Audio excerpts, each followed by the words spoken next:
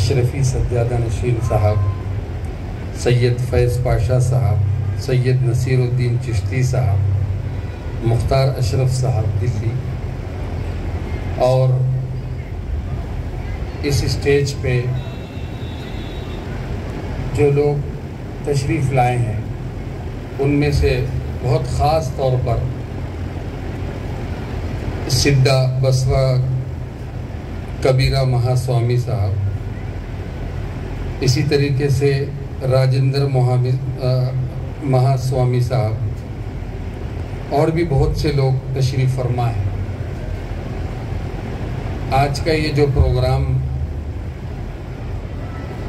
سرو دھرما سمیلن منعقد کیا جا رہا ہے، اس کے منتظمین، آرگنائز کرنے والوں کا میں شکریہ ادا کرتا ہوں، کیونکہ اس دور میں جہاں بھائی بھائی کو نہیں پوچھتا، باپ بیٹے کو نہیں پوچھتا، ایسے دور میں آپ لوگوں نے پروگرام کر کے ہر مذہب کے آدمی کو جوڑا، اور اس سے اور بڑی بات ہے، اس دور میں جہاں آدمی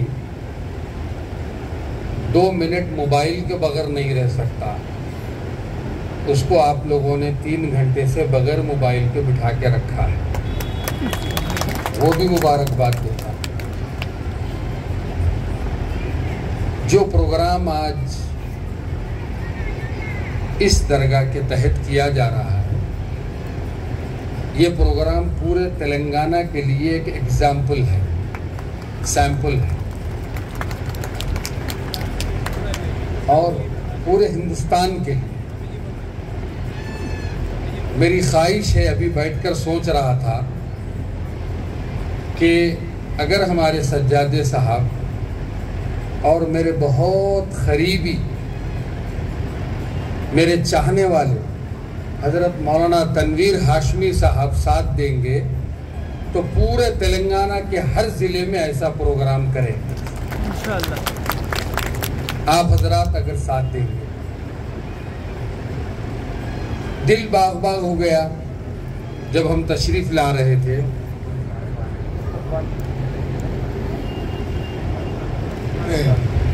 اجمیر کے درگاہ کے گدی نشین جناب سید نصیر الدین صاحب کی آمد کا ہم شکر گزار ہیں۔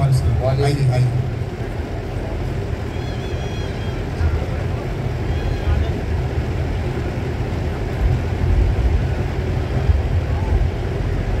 تو میں اپنی بات کہہ رہا تھا کہ اس قسم کے پروگرام ہونے سے، جو پروگرام یہاں پر کیے جا رہے ہیں، ہر قوم کے آدمی کو بلایا گیا اور ان کے سامنے محبت کی بات کی جا رہی ہے، تو ایسے پروگرام کرنے سے قوموں میں پھیلی ہوئی جو بے چینی ہے، قوموں میں پھیلی ہوئی جو ایک دوسرے کے خلاف میں شکایتیں ہیں، وہ دور ہوں گی۔ جیسے میرے سے پہلے مفتی صاحب نے یہ بات کہی تقریر میں کہ ایک علاقے کو جیتنا، ایک ملک کو جیتنا یا ایک اسٹیٹ کو جیتنے سے کہیں زیادہ بڑا کام ہے کسی کا دل جیتنا، اور ان آستھانوں کے ذریعے سے، ان صوفیان اکرام کے ذریعے سے اس پورے خطے میں، اس پورے ملک میں جو کام کیا گیا، وہ کام کسی تشدد سے یا کسی کی زبردستی کی وجہ سے نہیں، بلکہ محبت سے ان لوگوں نے اس ملک کے لوگوں کا دل جیتا۔ آج حضرت خواجہ اجمیری رحمت اللہ علیہ کے بارے میں آپ سنتے ہیں کہ آپ کا ایک لنگر لگتا تھا جس میں کوئی قوم یا کسی قوم کے بارے میں نہیں سوچا جاتا تھا، بلکہ سب کو ایک ساتھ لنگر میں کھانا کھلایا جاتا تھا، بھوکے کو کھانا کھلانے کا کام کیا جاتا تھا. اس کے ذریعے سے وہاں کے لوگوں کا دل جیتا ان لوگوں نے، کسی تشدد سے نہیں جیتا.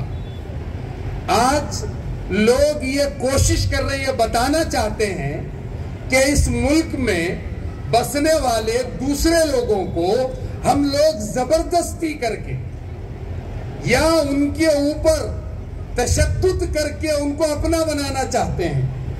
وہ لوگ تاریخ سے ناواقف ہیں. ہم تشدد سے نہیں، محبت سے دل جیتے ہیں اور محبت کا ہندوستان بنائیں. آج بھی جب وقت پڑے گا ملک میں محبت کے لیے جان دینے کے لیے، تو یہی وہ لوگ ہیں، یہی وہ کمیونٹی ہے، یہی وہ مسلمان ہے جو صف اول پہ نظر آئے گا، جان دینے کے لیے بھی کیوں نہ ہو.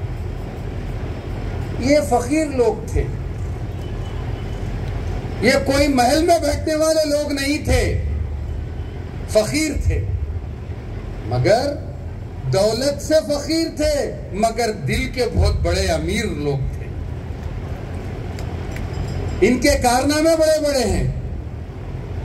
ملک کا نام جب بھی لیا جائے گا، اس ملک کا نام جب بھی لیا جائے گا، ایک جگہ جب تاج محل کے بارے میں بات کی جائے گی یا لال قلعے کے بارے میں بات کی جائے گی، اس کے ساتھ ساتھ آپ کو اس آستھانوں کا نام بھی لینا ہوگا. محنتیں کی ان لوگوں نے. آج بھی جو محبت پائی جاتی ہے غیروں میں، آج بھی محبت باقی ہے. 10% لوگ ہیں جن کا دماغ خراب ہے، ورنہ 90% لوگ آج بھی ہمارے ساتھ ملے ہوئے ہیں اور مل کے رہنا چاہتے ہیں. 10% دماغ خراب ہے، وہ رہے گا، رہنا چاہیے. مگر یہاں جو گلدستہ نظر آ رہا ہے آپ کو، گلدستہ کسے کہتے ہیں جانتے ہیں آپ؟ ایک پھول کے ایک ہی کلر کو گلدستہ نہیں کہا جاتا، الگ الگ کلر کے پھولوں کو ملا کر گلدستہ کہا جاتا ہے. اور یہ الگ الگ کلر کے پھول پورے ایک اسٹیج پہ بیٹھے ہوئے ہیں جس کو آپ گلدستہ کہہ سکتے ہیں. یہ ہمارے سوامی جی کیوں نہ ہو، یہ ہمارے فادر کیوں نہ ہو، یہ ہمارے سجادہ نشین کیوں نہ ہو، یہ ہمارے علماء کیوں نہ ہو، ایک ہی صف میں بیٹھے ہیں. ہاں، بدھسٹ رہنما بھی یہاں بیٹھے ہیں، ایک ہی صف میں سب لوگ بیٹھے ہیں. یہ اصل ہندوستان ہے، یہ اصل ہندوستان ہے. وہ جو دلی میں بتایا جا رہا وہ ہندوستان نہیں ہے، وہ تو ہندوستان کو ختم کرنے کی سازش ہے. یہ اصل ہندوستان ہے جو ایک دوسرے کے دل میں بستے ہیں. اپنے بچوں کو، اپنے بہنوں کو، اپنی بچیوں کو تعلیم کے طرف لانا چاہیے. آج جس سجادے صاحب کا انتقال ہوا گلبرگہ شریف کے، اللہ ان کی مغفرت کرے. آپ جانیے کہ ایک درگاہ کے ذریعے سے انہوں نے کتنی تعلیمی میدان میں کہاں تک کام کیا. یونیورسٹی قائم کی انہوں نے تعلیمی میدان میں، کوئی سوچ نہیں سکتا تھا. آج اتنا بڑا علاقہ انہوں نے تعلیم کے لیے وقف کر دیا کہ آپ غور نہیں کر سکتے. جب تعلیم آئے گی ہمارے اندر، ہمارے بچوں کے اندر، تو ہمارے بڑوں کے بارے میں پڑھیں گے. ورنہ اس ملک میں آپ کو یہ بتایا جا رہا ہے کہ وہ تعلیم جو ہمارے بڑوں کی ہے، وہ تعلیم جو ہمارے صوفیوں کی ہے، وہ تعلیم جو ہمارے علماء کی ہے، اس کو غلط پیش کیا جا رہا ہے. یہ سوشل میڈیا کا دور ہے، عجیب سوشل میڈیا کا دور ہے. آپ پہلے کبھی یہاں عورتیں بھی بیٹھی ہیں، پہلے کبھی ایسا ہوتا تھا بچہ نہیں سوتا تو ماں لوری سناتی تھی بچے کو سلانے کے لیے. غیر مسلم ہوتے تو وہ منظر سناتے تھے، ہمارے ہوتے تو نعت پڑھ کے سناتے تھے. مگر آج کی وہ ماں ہو گئی، اگر بچہ روتا ہے تو موبائل ہاتھ میں دے کر خاموش بیٹھ جاتی. سوشل میڈیا کا دور، اور سوشل میڈیا کے ذریعے سے اتنا جھوٹ پھیلایا جا رہا، اتنی جھوٹی بات کی جا رہی ہے، کہا جا رہا ہے کہ صاحب اجمیر جو اجمیر ہے وہ کچھ اور تھا۔ ارے تم کہاں تھے اس وقت پہ؟ اب میں تمہارے کو بولوں کہ تم جو اپنے آپ کو بول رہے وہ تم نہیں ہے، تم کسی اور کے ہیں، تو مانتے؟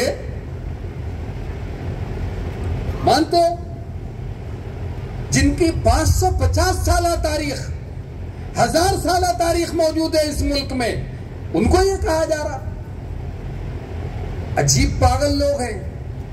پہلے ڈھونڈنے پہ 1-2 ملا کرتے تھے، آج کل تو دلی کے گلی گلی میں 1-1 2-2 4 مل رہے ہیں پاگل۔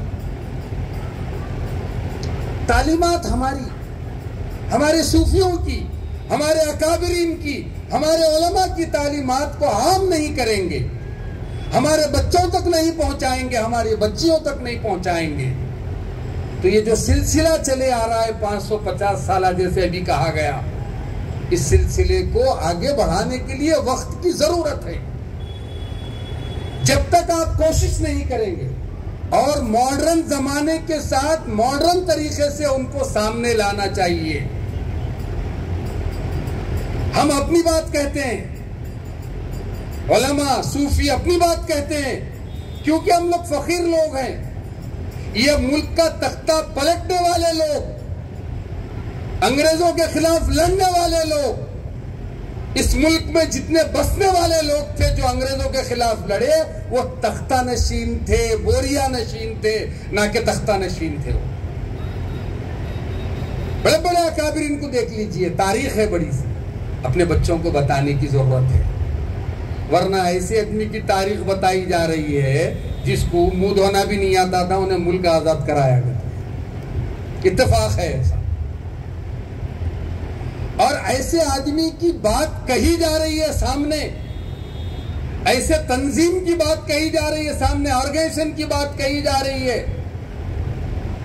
کہ جو انگریزوں سے معافی مانگ کر چھوٹ کر بھاگ گئے تھے، وہ ملک کی آزادی کے لیے آگے اب تھوڑے دن کے بعد میں ایک نام اور اس میں ایڈ ہونے والا ہے فریڈم فائٹر میں، جو اس ملک میں اس وقت ہمارے بڑے آدمی بیٹھے ہوئے ہیں، وہ بھی فریڈم فائٹر میں ان کا نام آئے گا۔